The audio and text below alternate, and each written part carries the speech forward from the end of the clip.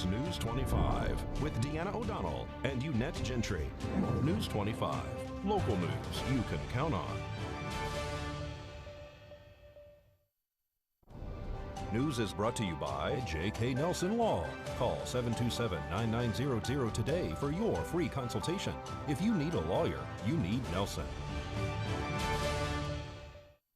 Happy Tuesday, September 1st. I'm Deanna O'Donnell. And I'm Unette Gentry. Thanks for joining us. Well, Clark County is trying to set the record straight when it comes to the waving of the American flag at rallies and protests. County commissioners and the Las Vegas Metropolitan Police Department say there's been some recent misinformation. So they've teamed up to produce a video explaining the law and what you can and cannot do. Hi, I'm Michael Naft. I serve on the Clark County Commission representing District A. Hi, I'm Assistant Sheriff Christopher Darcy with the Las Vegas Metropolitan Police Department. Recently, there's been some misinformation about the legality of flag waving here in Clark County. Well, I can assure you that there is absolutely no law that restricts your right to wave the American flag or any other flag. The Las Vegas Metropolitan Police Department recognizes the rights of all people to peacefully assemble and to protest. It is our commitment to ensure the safety of the people protesting, those counter-protesters, our officers, and the general public. Recently, some information was circulated that the LVMPD was intending to limit and or prohibit the American flag from being waved during a protest. Nothing could be further from the truth. We support the waving of our flag and all that it represents. We are asking for compliance on limiting the sizes of the poles and the boards to which they are often attached. In past protests, these larger poles and boards have become weapons to hurt officers and citizens alike. The sizes of the poles are defined by county code, and they are as follows. Flag poles permitted if made of round wood no more than 1/2 inch or less thick, made of rectangular wood no more than 1 inch thick, or made of metal no more than 3/4 inches thick, or made of hollow plastic no more than 3/4 inches thick. So please, enjoy your right to protest safely and proudly display the flag. Nevada Governor Steve Sisolak has extended Nevada's moratorium on residential evictions for another 45 days. This means that landlords will have to wait until at least mid-October before they can evict tenants for non-payment of rent. Sisolak's office said this extension is needed so that counties would have time to pay out short-term rental assistance to landlords, provide the courts time to implement the newly created residential eviction mediation program, and develop electronic filing options, and allow the state to continue to make progress on reducing the backlog of unemployment claims. And a worker at a local convenience store was arrested for stealing from his place of work. On August 26th, Nye County Sheriff's Office was dispatched to Horizon Market on Highway 372 in Pahrump in reference to missing money from the store's safe. When the officers spoke with the store manager, she reported that the safe was missing $3,000 in cash and coin. The manager said that only 3 people had access to the office, including the owner who had not been on the premises, and the suspect was identified as Jeffrey Huffman. The manager said that the camera system had been unplugged or malfunctioning for the entirety of the store during Huffman's last scheduled shift. After making contact with Huffman and reading him his rights, Huffman admitted to taking $1,900 over the course of 2 days and used the money to pay fees relating to his divorce. Huffman was taken into custody and booked on charges of embezzlement, grand larceny, and burglary of a business.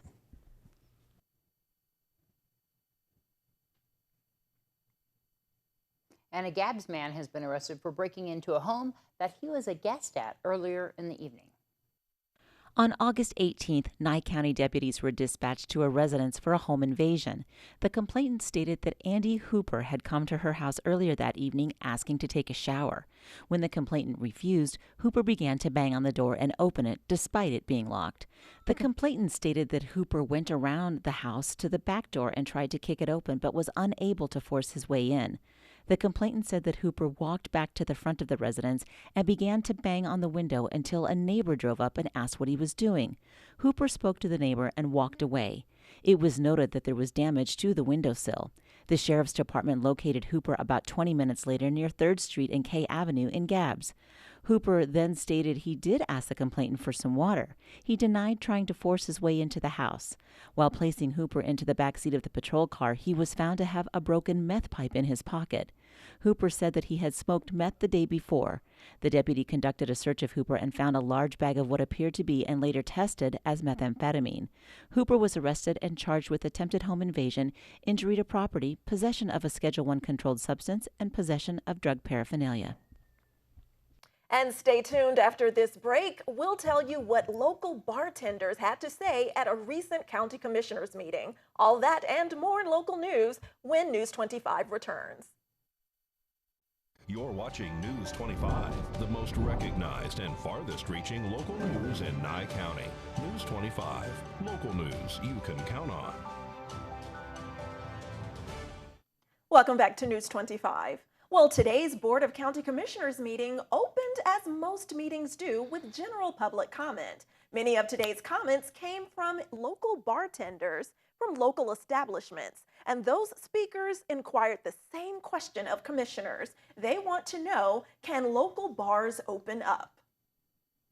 Each person was allowed up to 3 minutes to express themselves, and all that spoke received applause following their statements. Those that commented spoke of the need to go back to work so they could support their families. They also stressed their importance to their customers, who to most feel like family. My name is Amber Lopez, Lopez. I'm a bartender here in town. On March 17, 2020, the governor decided it was best interest of the state to close businesses down. I understand that some may not view us as essential, but we have customers that have no one except for us. That doesn't mean they come in and drink all day. They could just come in for a soda and just want conversation. That's what's essential. Human contact, human interaction, and conversation. Good morning, my name is Sherry Mills and I work at the Hideaway Bar. Mental health issues have become a huge problem for those who are unable to socially interact, especially with the high population of retirees that we have here in Pahrump. While I understand that this population is at a much higher risk of COVID, I also feel as though their mental and emotional health is extremely important and needs to be taken care of. These small bars in Pahrump are essential to our locals. Keeping my home is essential. Paying my bills is essential. If I don't get back to work and soon, everything about my livelihood is in jeopardy. When bars were open during the pandemic, we complied with all the rules and regulations set forth by Governor Sisolak. Some people say that we even went a little overboard with our safety precautions, but like I previously stated, our customers are family, and we want everyone to stay healthy. We truly believe that health comes in many different forms, and the mental and emotional health of our patrons and workers is just as important as their physical health.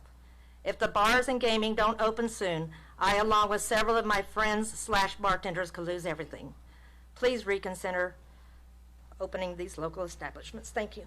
Commissioner Deborah Strickland appreciated the comments but suggested that they email the governor. You've all taken the time to write this down. You're reading a very well-written document that needs to go forward to the governor. You can help this community, each and every one of you, by bombarding him with those emails and those letters. It's the very least you can do. You took time out of your day to be here to talk to us, and our hands are tied. Thank you. Debbie Cullen suggested a team effort. We realized you, as the Board of Commissioners, do not have the ability to reopen our bars. We understand that. What we're hoping for is by presenting you with our individual stories of the effects the shutdown has had on each of us, is perhaps with the help of the county, we may be able to persuade the state to take a closer look at what each of us is suffering and reconsider reopening our bars. On August 20th at 11:59 p.m., bars, breweries, distilleries, and wineries in rural areas of Nye County were allowed to open, but not in Pahrump. At that time, it was said that the state's task force would reevaluate the situation in 2 weeks. Well, the continuing closure of bars in Pahrump has led to financial hardship for many owners. That includes Ruthie Edwards, who owns the Bounty Hunter Saloon. Every year, Ruthie has hosted a fundraiser to benefit Desert Haven Animal Society, and now Desert Haven wants to return the favor. Jane Carboni tells News 25 what they're doing. The auction is, we're doing it for Ruthie Edwards. She's the owner of the Bounty Hunter Saloon, and she does a fundraiser for us every year, which is the poker run. She started to do it, but then with the COVID and everything that happened, she was shut down. She couldn't do it. So they shut her bar down once, and then they shut it down again. I know she's doing her karaoke, and she also serves food, but she's trying to make ends meet. Most of the people that she does have that help her run the bar, they're all volunteer. She doesn't pay any of them, so they have been right there by her side. So she's a good person, and we really want to help her. So we figured she helped us a lot. She's done it every year for us. So we figured, well, Sherry and I put our heads together, and we thought, let's make baskets. Instead of raffling them, we'll put them out for bid and see the highest bidder gets the basket. We also have a basket from Shadow Mountain Quilters. They're beautiful. So they're just really pretty, real pretty quilt. So that was the new addition. The kind of stuff in the baskets are, we've done like boy and little girl bath sets. Sherry made a kitchen set which has all kinds of different stuff in it. She's also made a senior basket. She also came up with the thing of making a pandemic basket. So there's a woman's bath set.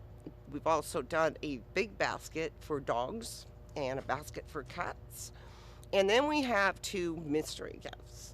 The mystery gifts are, you have to be 21 to bid on those. They're bidding on them at the Desert Haven Facebook page. We've also if anybody has anything out there that they would like to donate, we can also put that in the auction.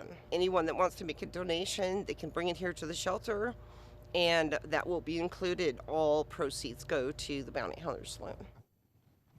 Nevada Health Link is helping you in your time of need. Next.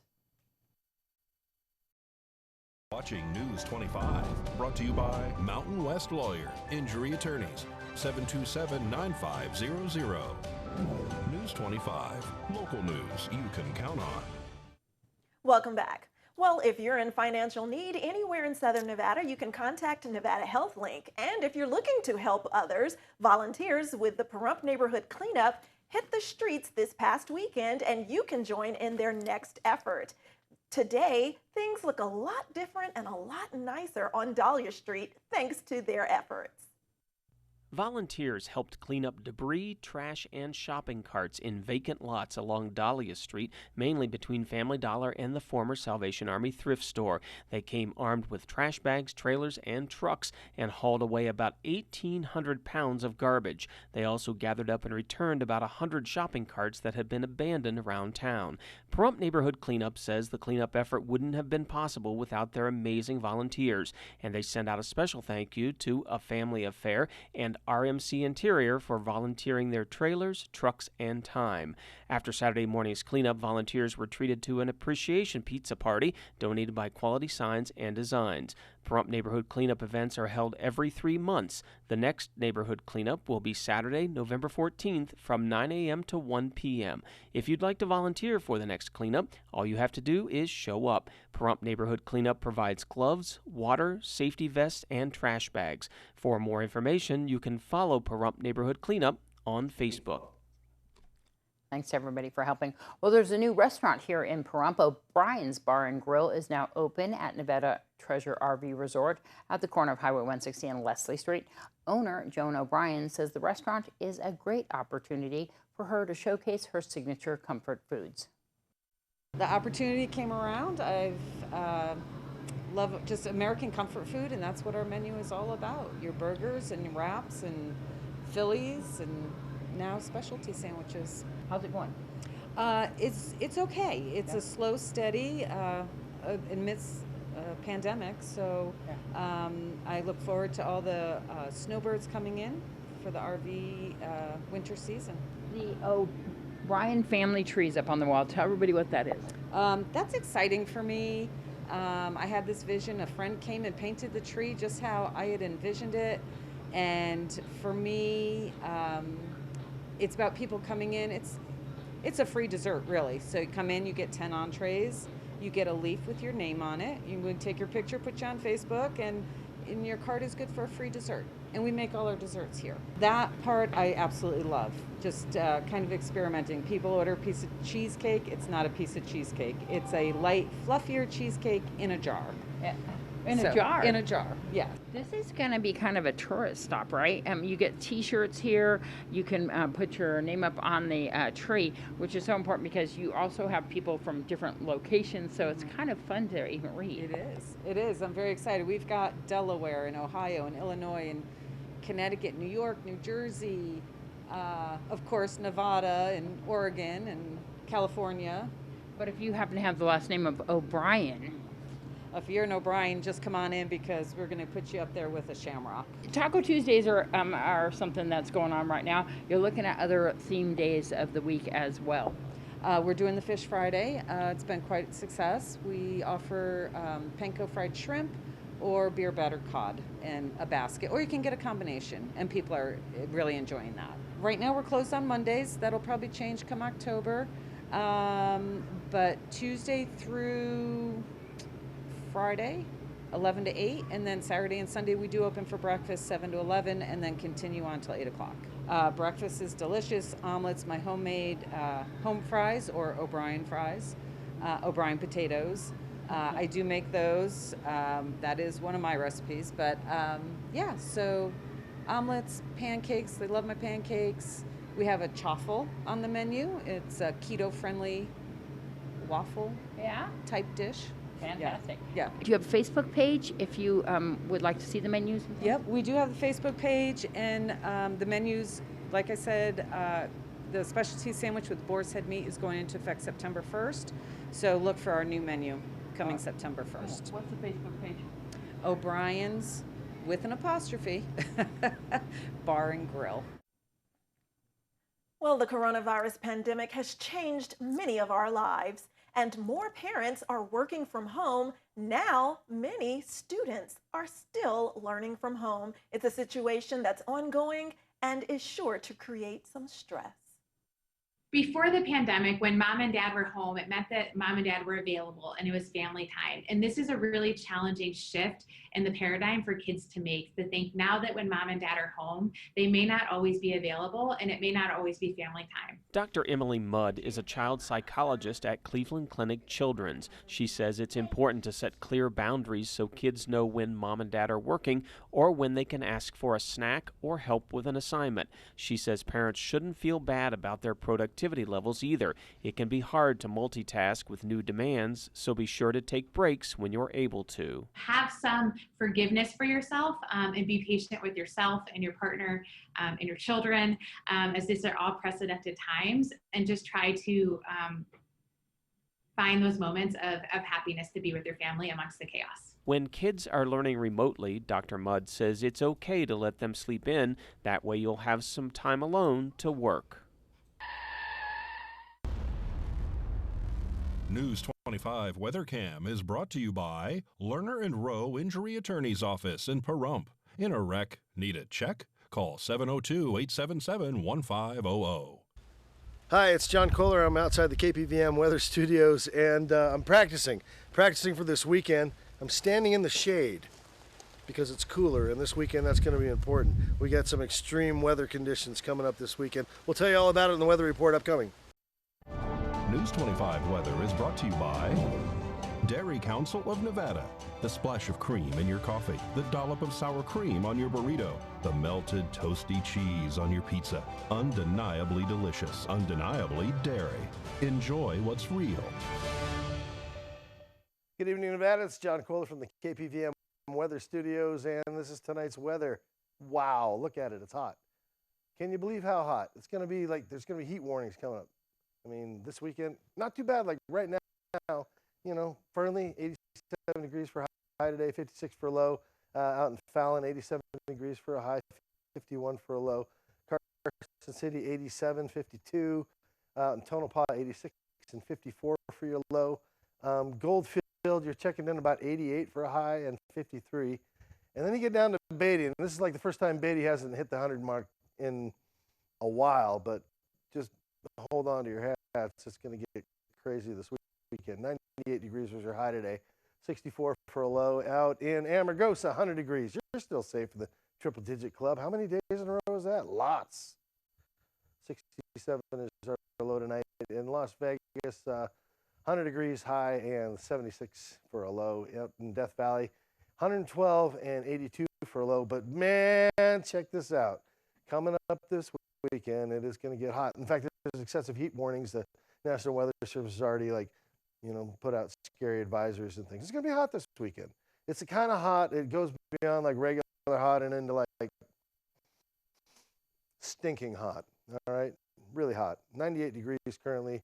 Not just a terrible age span, it's also your current temperature. High of 100 degrees today. Well, it's sneaking towards the evening. We'll get down a little bit low tonight.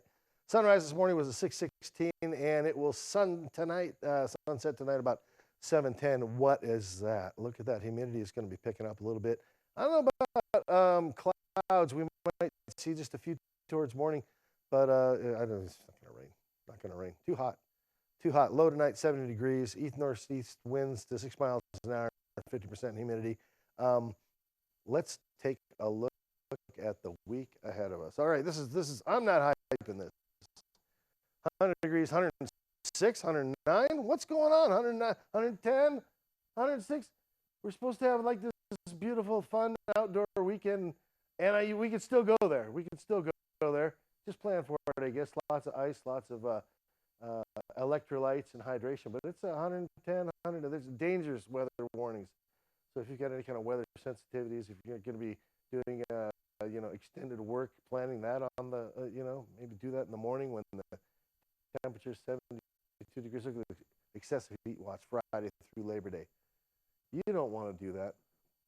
All right, just look at where doesn't it hit? It hits everybody. Hits everybody. So we're all in this together, and we're all going to be hot, and that's your weather report. Watch out for this weekend and enjoy it while we can, folks. It's all right. I'm John Kohler from the KPVM Weather Studios.